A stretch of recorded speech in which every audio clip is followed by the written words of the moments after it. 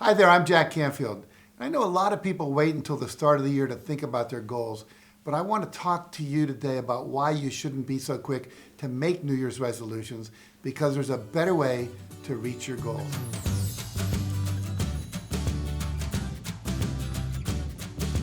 If you don't set goals for yourself, you most likely will end up wandering aimlessly without making any real progress toward changing your circumstances in the way you'd hope.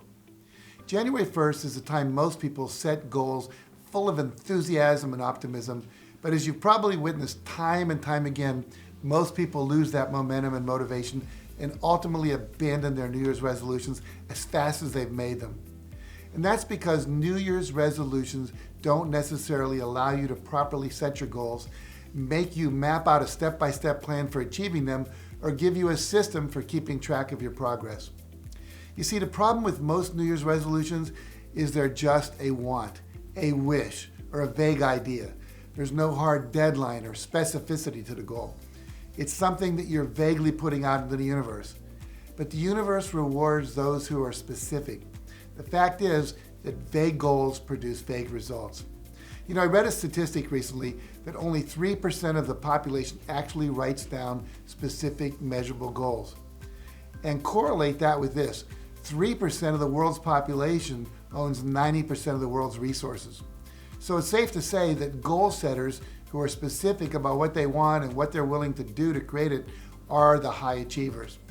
And one of the best ways to give your goals clarity and specificity is to write them down as if you're writing specs for a work order. Include every possible detail. If you want a car, write down the make, the model, the color, the year, and all the features that you want in that car. Make sure that they meet two criteria: how much and by when. Instead of saying I'm going to lose 10 pounds, say I will weigh 135 pounds by 5 p.m. on June 30th. Again, how much by when. Now, being this specific unleashes the power of your subconscious mind. It has something to grasp as opposed to most New Year's resolutions that have a vague deadline of sometime this year, which doesn't give you the same push as 5 p.m. on June 30th. Here's something else to consider. That 3% of high-achieving goal setters I was talking about earlier also harness visualization to engage their subconscious mind by letting their mind's eye envision their goal as already completed. This creates something I call structural tension. It's a conflict between what is and what is wanted in our subconscious mind, a tension between what we're visualizing and our present current reality. And our minds, by their very nature, are goal-seeking organisms, and it will work day and night to close that gap, activating our subconscious creative powers to process and filter information differently, meaning you'll start being more aware of anything that can help you achieve your goal. It'll tune into any activity, any relationship, and any group that can get you closer to the life you're trying to create. Now, making a New Year's resolution also doesn't really properly prepare you for overcoming the fears and roadblocks and limiting beliefs that might come up. If someone makes a vague resolution to start running daily, they'll probably get thoughts like, I could get hurt, I might injure myself, I'll have to wake up 2 hours earlier every day before work. What if it's raining out? All of these will turn them off and have second thoughts of whether or not they really want to do it. They really want to achieve that goal. Now, these considerations, fears, and roadblocks are a natural part of your journey. In fact, if they don't come up, your goal isn't big enough to stretch you. The key is to know that they're normal and to not let them stop you. They're just part of the process. Now, research also shows that if you repeat a behavior for 13 weeks, like meditating for 20 minutes a day, reviewing your goals twice a day, or writing thank you letters every day to your clients, it'll stick for life.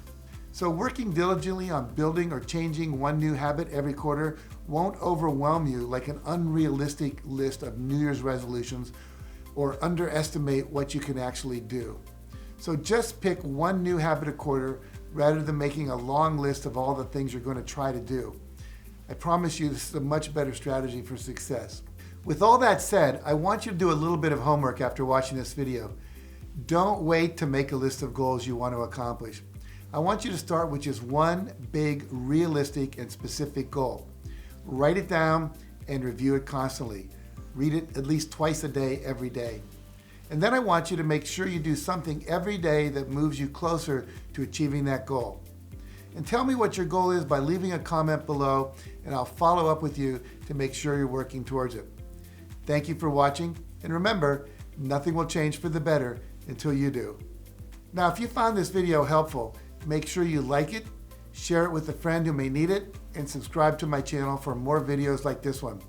And for some additional resources on how to effectively set and achieve your goals, visit my website at JackCanfield.com.